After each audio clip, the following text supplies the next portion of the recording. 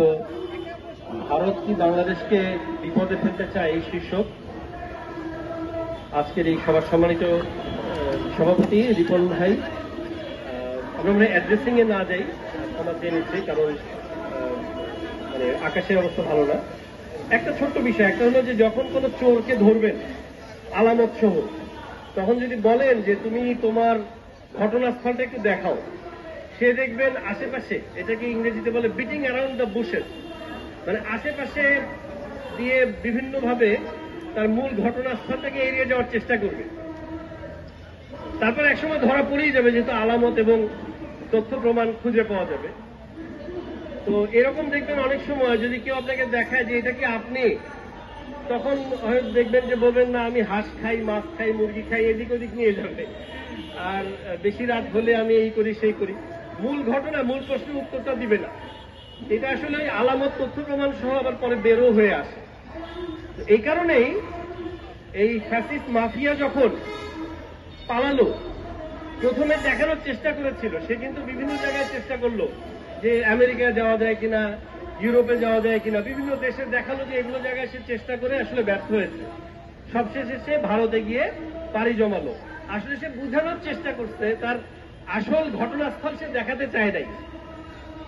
তো সে তো ভারতকে অনেক কিছু দিয়েছে। তো আমরা যে আগে থেকেই বুঝতে পেরেছি বাংলাদেশের জনগণ, বাংলাদেশের পক্ষের শক্তি, যে তার কলকাঠি কোথা থেকে নাড়া হয়, সেটা সে শুরুতেই দেখাতে চায় না। যখন দেখলো অন্য কেউ জায়গা দেয় না, তখন বাধ্য হয়ে যেতেই হলো সেখানে। তো সেখান থেকেই বোঝা যায় যে আসলে ভারত বাংলাদেশকে বিপদে এতদিন ফেলেছে এবং আগামীতেও বিপদে ফেলতে চায়। ছোট্ট একটা বিষয় শেষ করে দিই, কারণ দিব্য বক্তারা বক্তব্য রাখবেন। সেটা হলো আসলে এই ভারত দীর্ঘ সময় দেখেছে এই জাতিকে আসলে বিভাজন করাটা সবাইকে আসলে কেনা যায় না।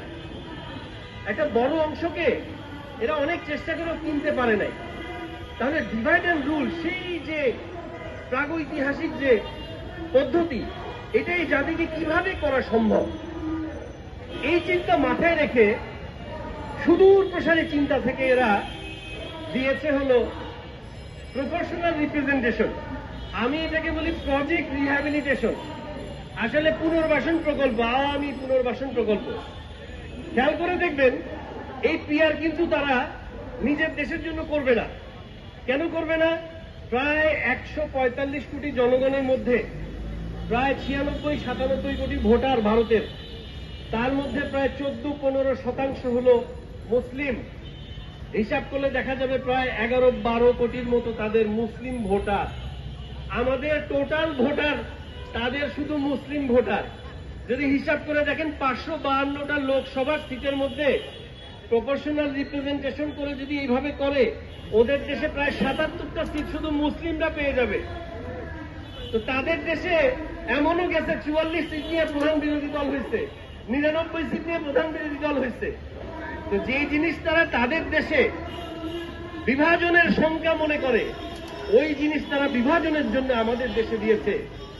এই প্রায় 18 কোটি জনগণের এই বাংলাদেশে প্রায় 1 কোটি ভোটার রয়েছে সনাতনী ধর্মাবলম্বী।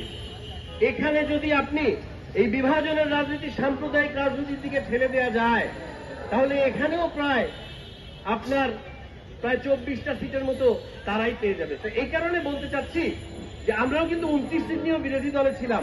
তো শুরুতেও যদি এভাবে সাম্প্রদায়িক বিভাজন করে দেওয়া যায়, একটা সময় বিভাগীয় বিভাজন হবে। চট্টগ্রাম বলবে আমার পিয়ার আমার, উত্তরবঙ্গ বলবে আমার পিয়ার আমার।